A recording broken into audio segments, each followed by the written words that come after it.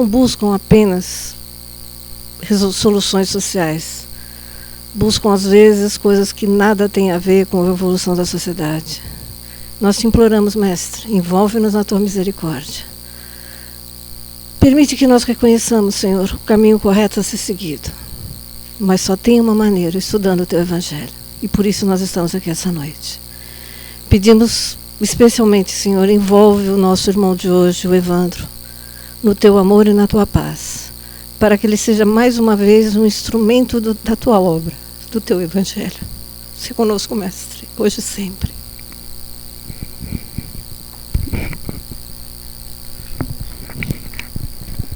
Bom, nós temos alguns recados, né? Há pessoas novas na nossa casa. As nossas palestras são gravadas e podem ser acessadas, ouvidas, né, via internet. No www.iesim.org, vocês vão ter um ícone lá das palestras que vocês podem ouvir, né, lembrar muitas coisas que por aqui passam, né? Bom, lembrando também que a partir do dia 6 de julho, sábado, teremos o atendimento espiritual com o médium Laerson, aqui na nossa casa, tá bom? Voltará a ter atendimento no dia 6 de julho, a partir das 15 horas, o atendimento com o médium Laerson, tá bom? Lembrando também das possibilidades de cada um em colaborar com a nossa casa. Nós temos 3 casas, Butantã, Santana do Parnaíba e Peruíbe, sendo que cada casa exerce muitas atividades. Por exemplo, em Peruíbe, nós temos a sopa fraterna, toda segunda, terça e sexta, às 18 horas. A todos que estão lá vão ser atendidos. Temos também um bazar pequeno para ajudar nos custos, que é nas terça, quarta e quinta, das 14 às 17 horas. Atendimento às gestantes, ou seja, elas recebem uma cesta básica ao mês e no final um enxoval. Lá, e são atendidos das 14 horas às 17. E tem também evangelização infantil, como aqui, né, na nossa casa, no sábado, das 9h30 às 11h30. E o Evangelho e Passe às quintas-feiras, às 19 horas. Lembrando a todos que, havendo a possibilidade, conseguimos retomar os carnês, a disponibilidade de cada um em nos ajudar, para que possamos também ajudar o outro, tá bom? Agradecemos. Lembrando também que nós temos o nosso jornal, que coloquei a todos, mas é a nova edição, tá bom?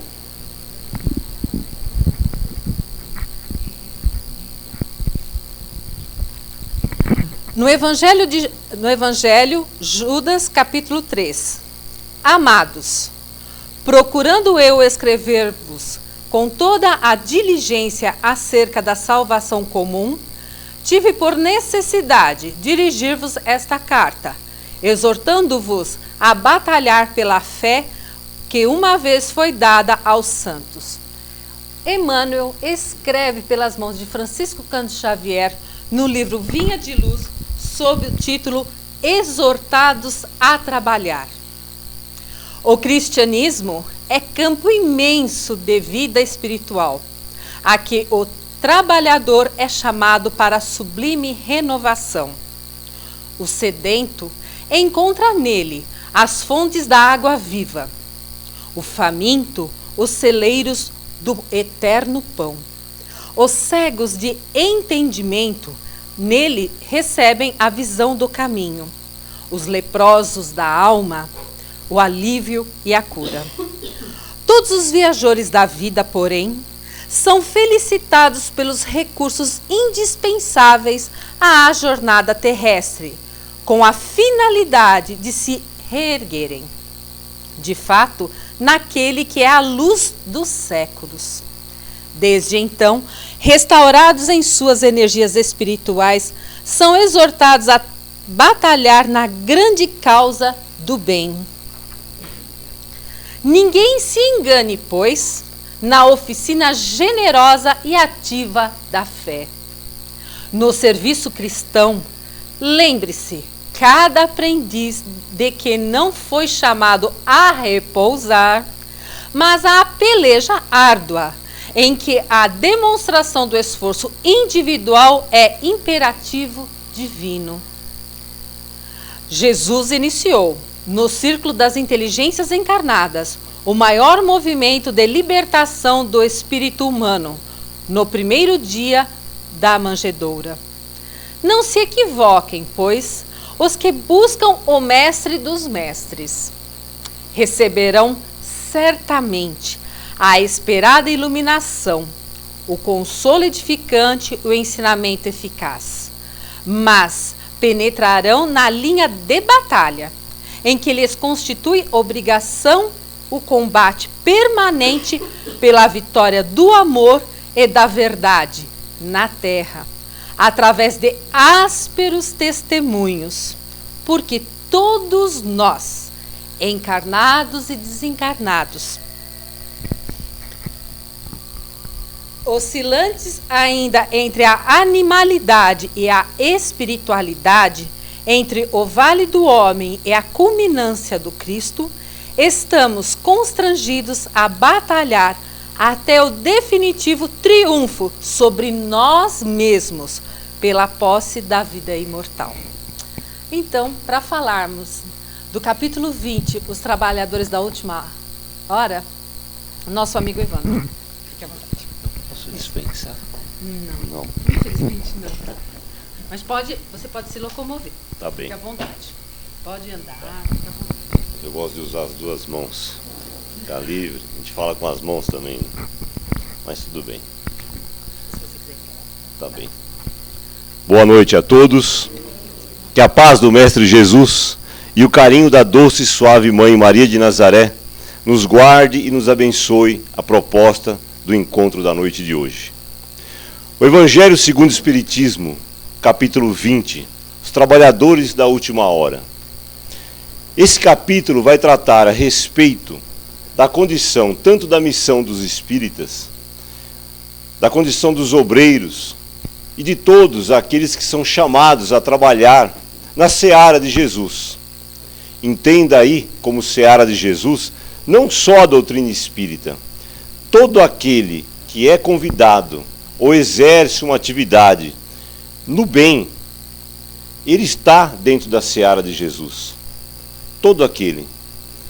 E vale a pena lembrar que dentro da questão da missão dos espíritas, e quando falamos de espíritas, citamos logo, quando lembramos de espírita, lembramos de mediunidade. A função da doutrina espírita é nos capacitar mediunicamente, a fim de que possamos nos transformar em médiuns para a vida, ou médium da vida. Gente que atua na vida, não só na casa espírita.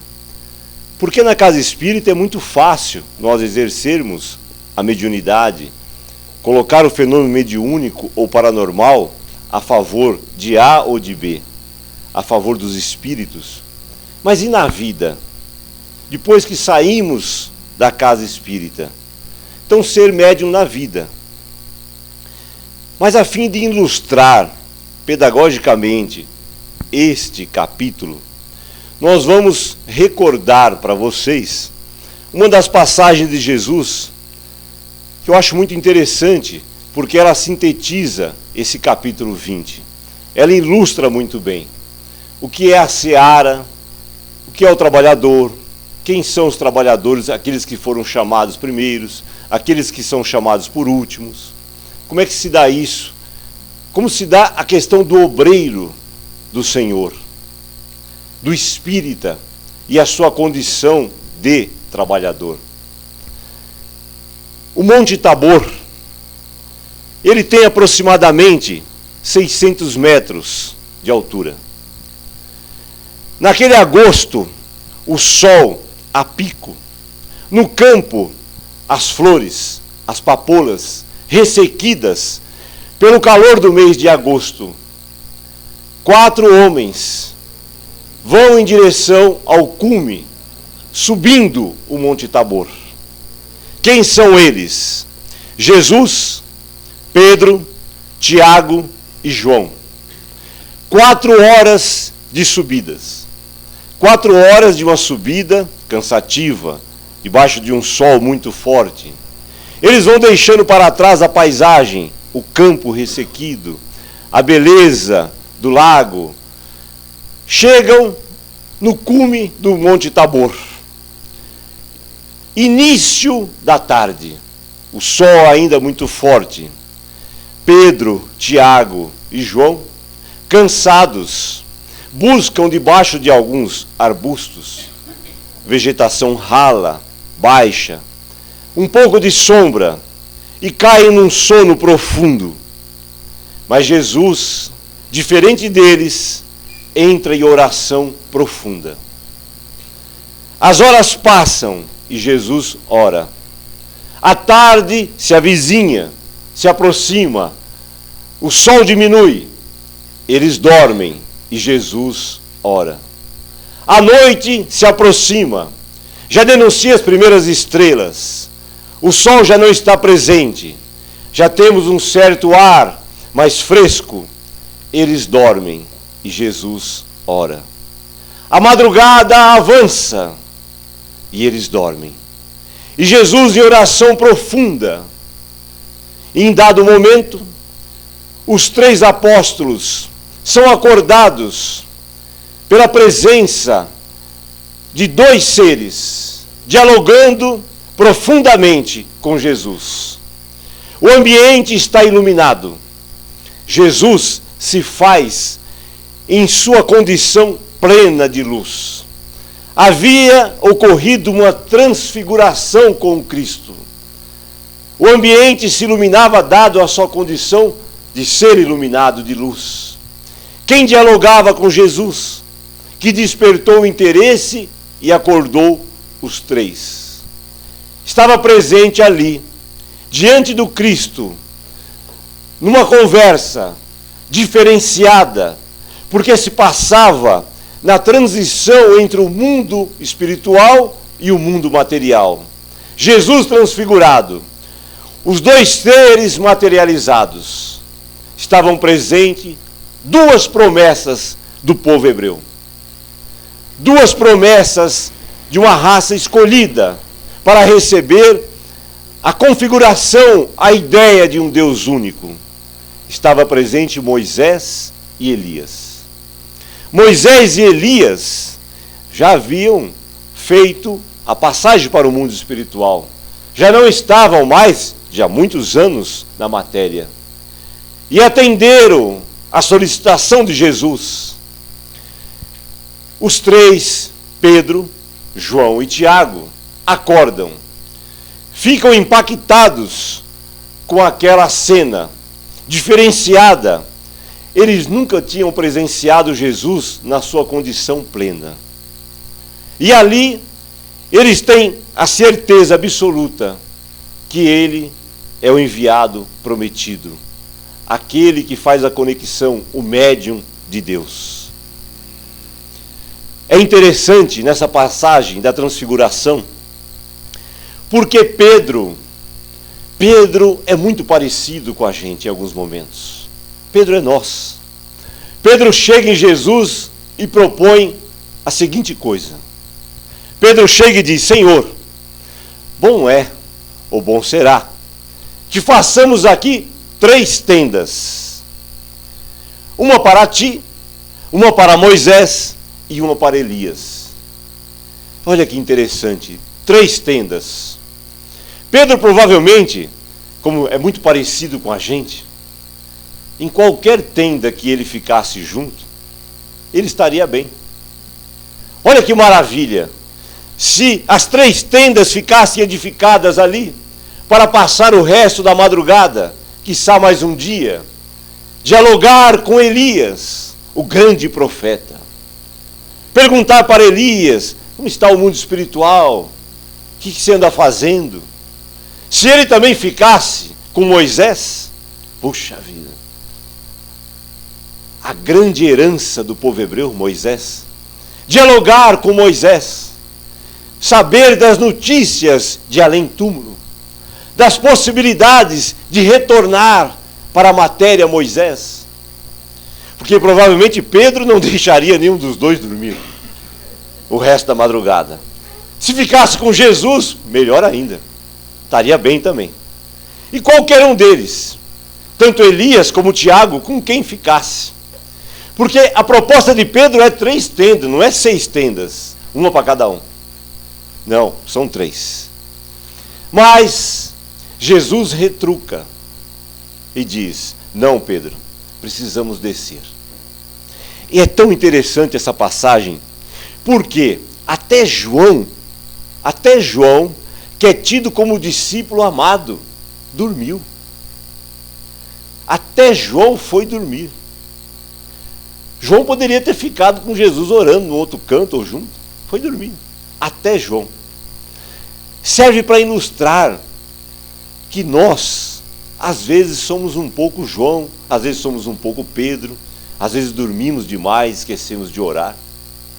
Mas olha que interessante, não podemos ficar, Jesus diz, retruca. É importante que façamos o caminho de volta. Vamos descer, sair do planalto e vir para a planície. E durante a descida, Jesus ilustra para os apóstolos: se faz necessário a descida para ir ao encontro daqueles que não têm forças para subir. E que a nossa alegria seja para eles e as dores e angústia deles seja para nós. Olha que interessante. O capítulo 20 faz esse convite para que possamos analisar qual a nossa função enquanto espírita na condição de trabalhadores, seja da última hora ou da primeira, porque na transfiguração do Monte Tabor, ali estava Moisés. Moisés é um desses trabalhadores da primeira hora, aquele que foi chamado primeiro. Elias, podemos entender como um trabalhador da segunda hora, da segunda chamada, porque é profeta. Abraão, primeira hora. Todos os profetas, sábios, filósofos, pensadores como Platão, Sócrates e outros, são trabalhadores da segunda, da terceira hora. Nós, trabalhadores da última hora. Mas olha que interessante. Estamos hoje aqui numa casa espírita, fazendo uma analogia. Chegamos no Monte Tabor. Imaginemos que estamos na presença de Jesus, da espiritualidade amiga que divide conosco esse ambiente sagrado. Estamos aqui e não é raro encontrar trabalhador que gostaria de ficar. Tem gente que se sente mais confortável na casa espírita. Na casa espírita ele se sente bem, porque às vezes deixou para trás uma família problema, uma esposa difícil, um filho, um chefe no ambiente de trabalho. A família não te compreende e a casa espírita vira quase um refúgio de fuga, aonde a gente vem beber da água do Evangelho, dividir o espaço com amigos, receber do mundo espiritual o passe, esse ambiente da música tranquila, aonde os livros estão presentes e nos sentimos bem. Alguns trabalhadores, inclusive, dão mais valor para a casa espírita do que para os seus lares. Quanto equívoco quem procede assim. A casa espírita é importantíssima. É uma seara. O núcleo espírita é fundamental. Mas a primeira célula onde o espírito é chamado a servir é no lar. Junto de pai, de mãe, de esposo, de esposa, de filhos, de agregados. E ainda assim que você esteja no lar, e o seu lar seja só você, ainda assim, é lá que você é chamado a servir. Aqui nós nos abastecemos. Aqui é uma oficina de trabalho. É um pronto-socorro espiritual. A casa espírita é uma grande escola, é um ponto de encontro, mas não pode ser jamais um refúgio de fuga psicológica. Ela pode ser um refúgio para nos distanciarmos momentaneamente da dor, da agressão, do não entendimento em casa. Mas sairmos daqui, ou sairemos daqui, abastecidos de energia, e voltaremos para o nosso lar melhor. Porque precisamos sair do Monte Tabor. Chegamos até aqui. Essa subida até o Monte Tabor, simbolicamente, na figura da casa espírita, às vezes é de uma dificuldade. Quanta dificuldade nos é colocada no caminho para que possamos chegar até aqui. Não só hoje, mas chegar na casa espírita, chegar na doutrina espírita. Alguém me diz, essa coisa de espírito, olha, depois que entra nisso não pode sair. Cuidado, hein? Os espíritos irão te perseguir. Ou você aqui, ou você lá, ou acolá. Se eles tiverem que te perseguir, é para o campo por sintonia espiritual. Mas, às vezes, pessoas não nos deixam chegar, nos impõem regras. De repente você se programa para chegar na casa, chega um trabalho novo, uma mudança de emprego, um distanciamento qualquer, uma mudança de cidade, empecilhos outros. Mas o fato é que cada um chegou na doutrina espírita. Estamos no Monte Tabor. Não podemos montar tenda aqui. Não podemos fazer acampamento na casa espírita. Existem trabalhadores que são convidados, chegam na casa espírita, fazem curso, trabalham e ficam de segunda a domingo. Segunda, terça, quarta, quinta, sexta, o tempo inteiro. Se pudesse trazer a cama para a casa espírita. Aqui no caso tem 2 macas ali, se deixar o pessoal dorme. Uma casa limpa, arrumada, 2 camas, um banheiro, 2 banheiros, tranquilo. O cara dorme aqui, mora aqui. Mas não. O convite de Jesus, no diálogo com Pedro é, precisamos descer e ir ao encontro daqueles que não têm forças para subir. Nós precisamos daqui a pouco voltar para casa. Precisamos sair do Monte Tabor, na representação da casa espírita. Amanhã estaremos no ambiente de trabalho, nos bancos escolares, na rua, no seio da família, e é lá que seremos convidados ao testemunho da fé. Aqui é fácil testemunhar a fé. A gente chega, é beijinho no rosto, é um abraço, pessoas com voz mansa, pessoas educadas, polidas, mas em casa. Como chegaremos em casa daqui a pouco? Será que somos daquele que já chega observando o que está fora de lugar? Será que cumprimentamos com bonomia, com polidez, aqueles que dividem conosco o lar? Será que alguém estará te esperando para perguntar como foi a palestra? O que você está levando de bom? Como é bom ter alguém nos esperando, para nos abraçar e ver que algo diferente o teu semblante denuncia. Você está mais calmo, mais alegre, eufórico, efusivo, feliz, porque espírita, ele tem que tirar essa máscara, essa mácula ou essa persona de cara de morto. Chega moribundo, nem fala direito, uma voz de morto. Temos que chegar felizes, cabeça erguida, com firmeza, mas com educação. Foi bom? Foi. Ou não foi? Não gostei. Estava assim, já ouvi aquilo, ouvi de novo, e aí? Dialogar.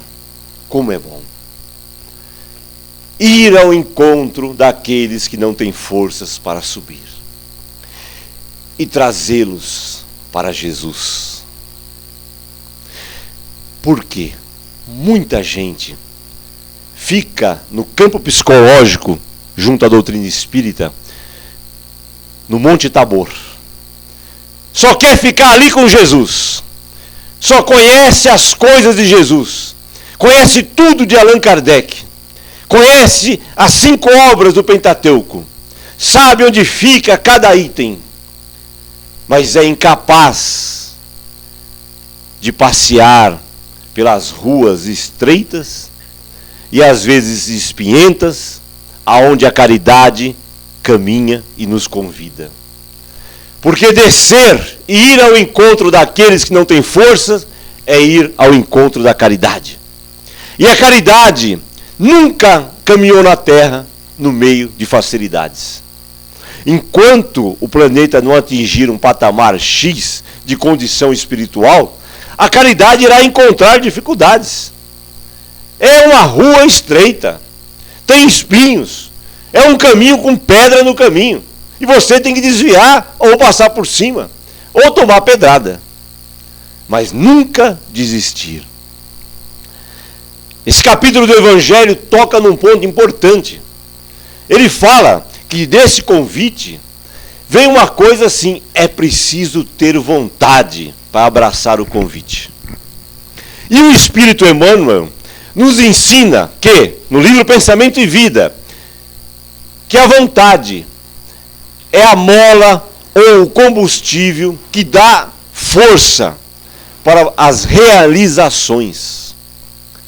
Não basta apenas, eu gostaria de fazer um curso.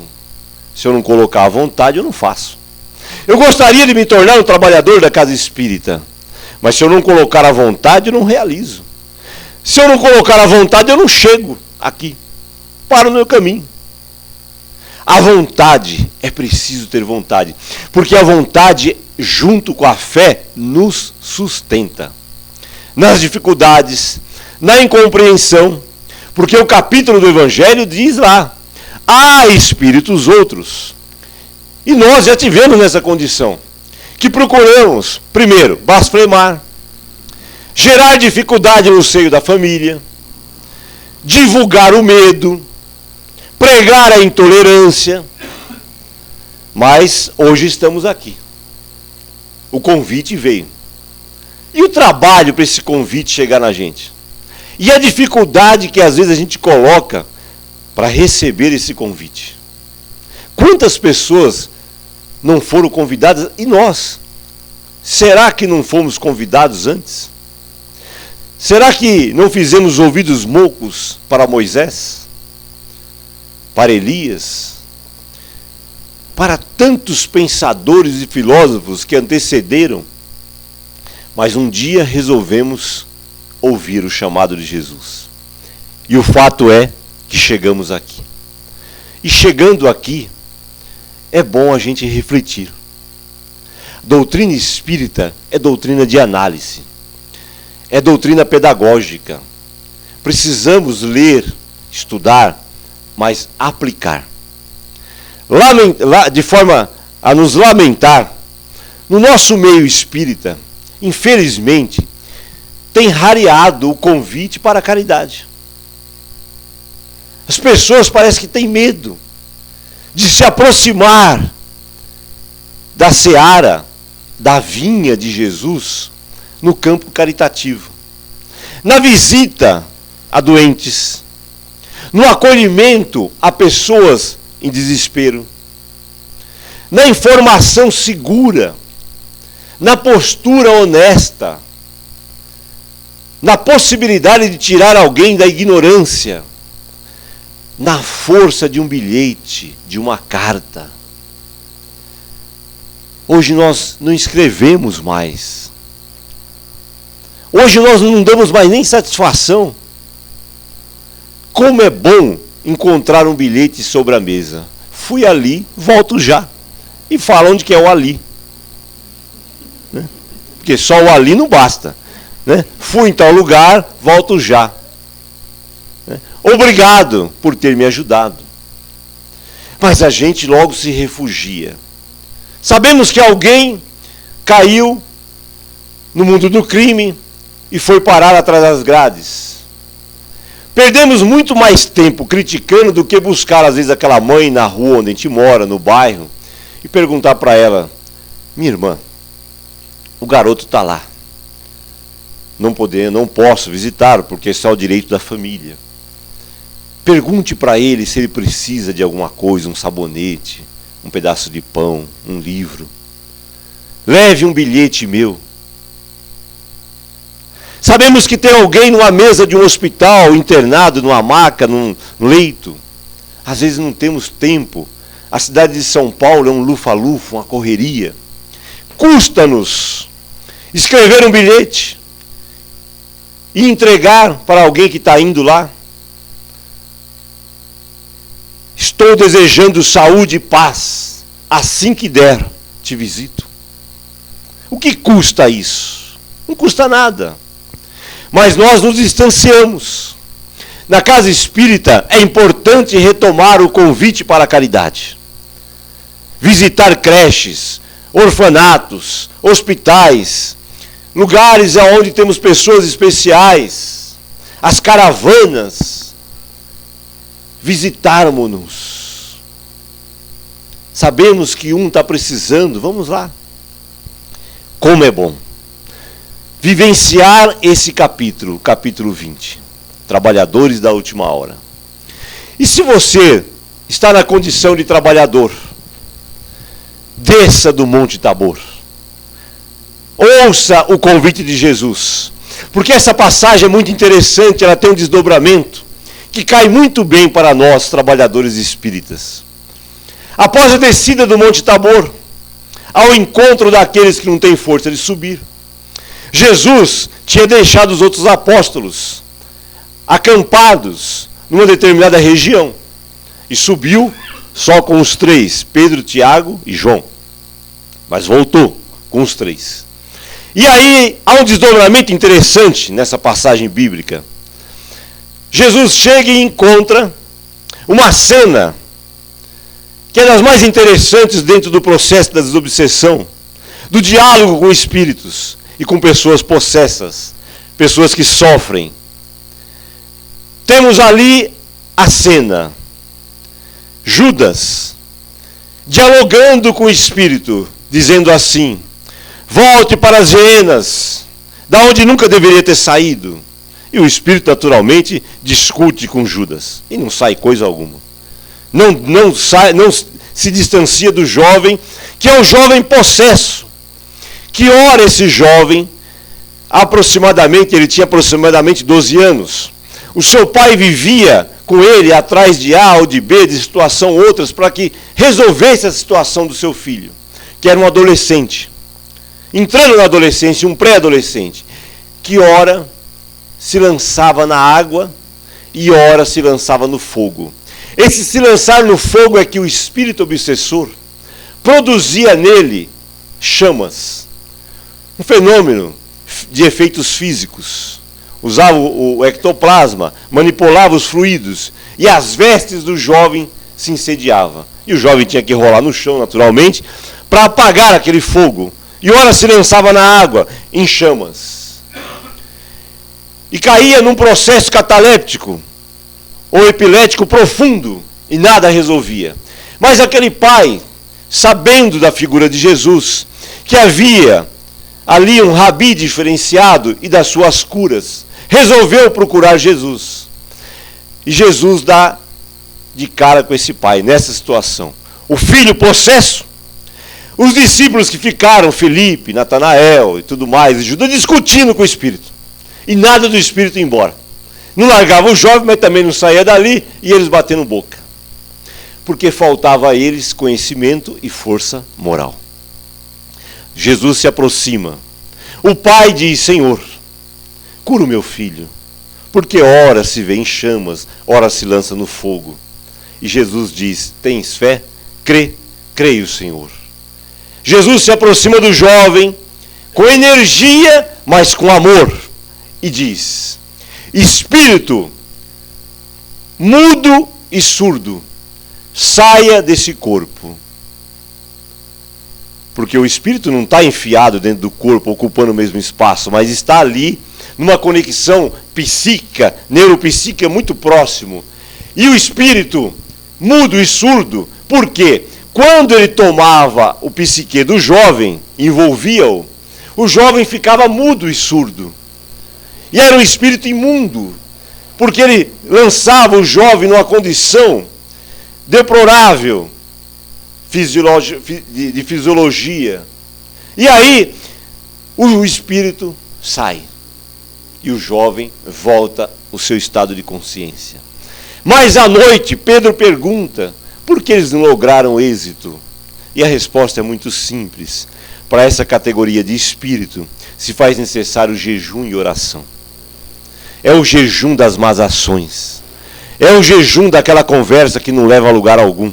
Daqueles pensamentos vazios, do julgamento e a oração. Porque o espírito, ele não vai dialogar ou atender uma pessoa que é do mesmo nível que ele. Se você não demonstrar um mínimo de desejo de modificação, vai ficar num diálogo eterno.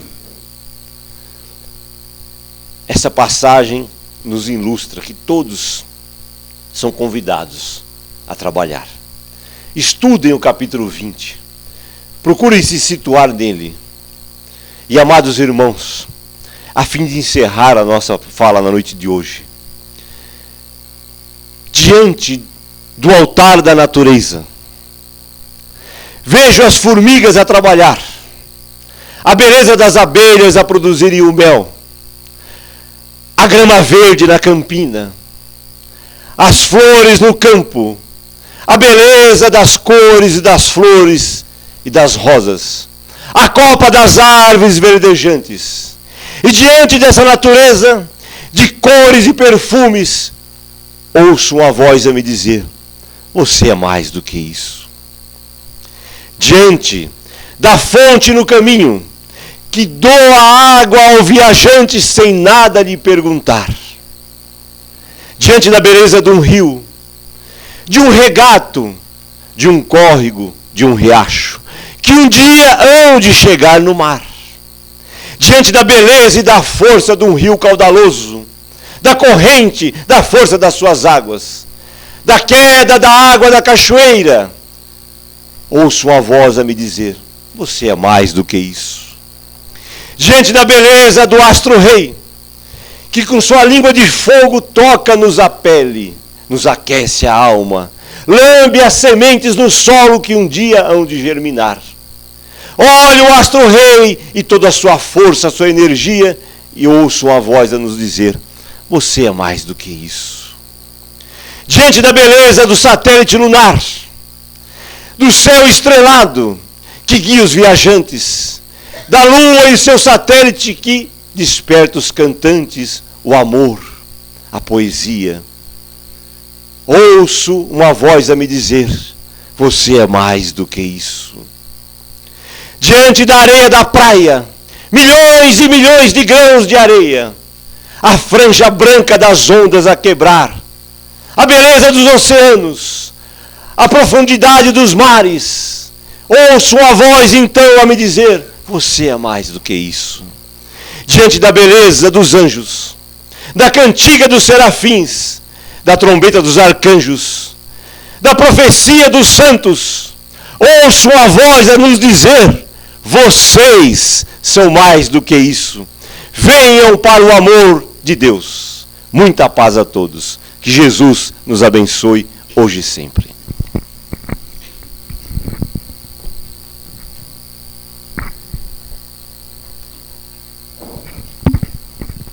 Mediante essas palavras, nós somos mais quando estamos com o nosso Pai.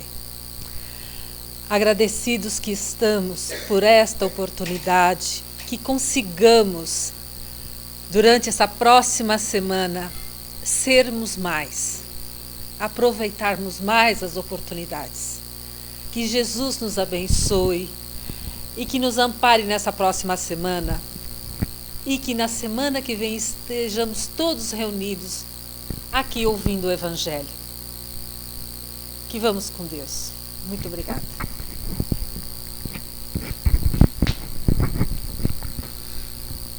E assim, queridos companheiros, como fomos felizes de estarmos aqui nesta noite e poder ouvir o companheiro com esse timbre de voz, com essa energia, essa lição de evangelho, essa alerta que nós que somos trabalhadores de última hora e que possamos ser mais do que isso. O momento agora em que todos nós podemos participar junto no encerramento dos trabalhos, por todo esse universo, por todas essas moradas, todos esses reinos, ao nosso planeta Terra, ao nosso querido Brasil, coração do mundo, pátria do Evangelho, a nossa cidade, nosso bairro, nossos vizinhos, a essa casa e assim que nos recebe de braços abertos. Como o companheiro disse, aqui é muito fácil, aí fora é mais difícil, mas com a fé e com a vontade possamos remover essa montanha de dificuldades, aprendendo e colocando em prática os ensinos de Jesus. Aqueles irmãos que se encontram em dores nos leitos dos hospitais, as crianças que estão em orfanatos e creches, irmãos que se encontram na delinquência.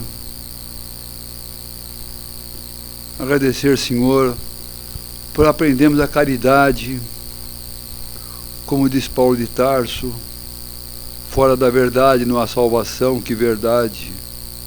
Fora da igreja não há salvação, que igreja. Mas fora da caridade não há salvação.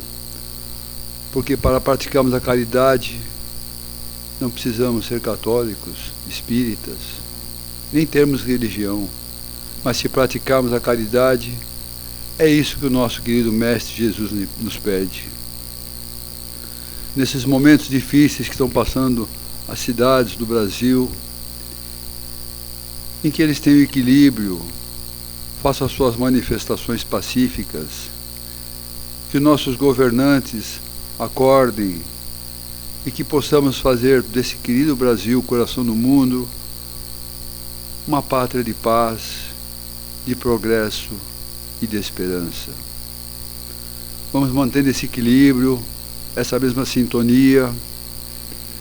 Quando adentrarmos a Câmara de Passe, abrirmos o nosso coração e pedir aquilo que realmente viemos buscar aqui nesta noite.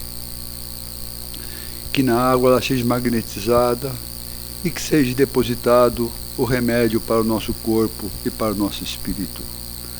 Pedir a Jesus que nos proteja de volta aos nossos lares e que, se a bondade do Pai nos permitir, que na próxima semana possamos estar mais uma vez aqui reunidos em nome de Jesus. E agradecidos que estamos por mais esse presente que recebemos nessa noite, de carinho, emocionados, vamos pedir licença, em pensamento, orar aquela prece que o Senhor nos ensinou.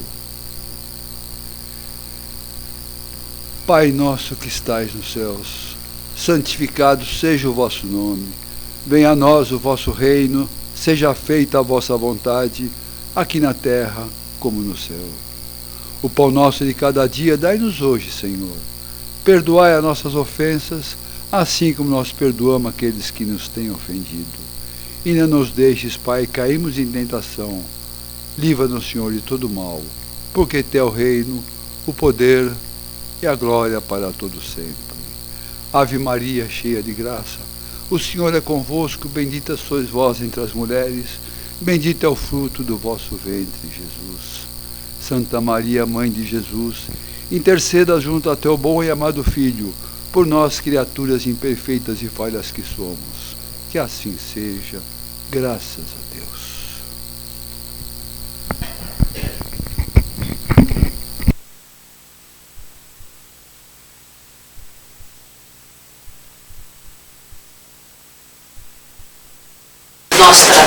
Nosso trabalho Podemos tomar todos que estiverem com o passe comum, do número 1 ao 15, fazer uma fila. Mas pedimos a gentileza, quem estiver aguardando, ficar em oração, ficarmos em silêncio, para que consigamos permanecer mais em harmonia. Por favor. Muito obrigada.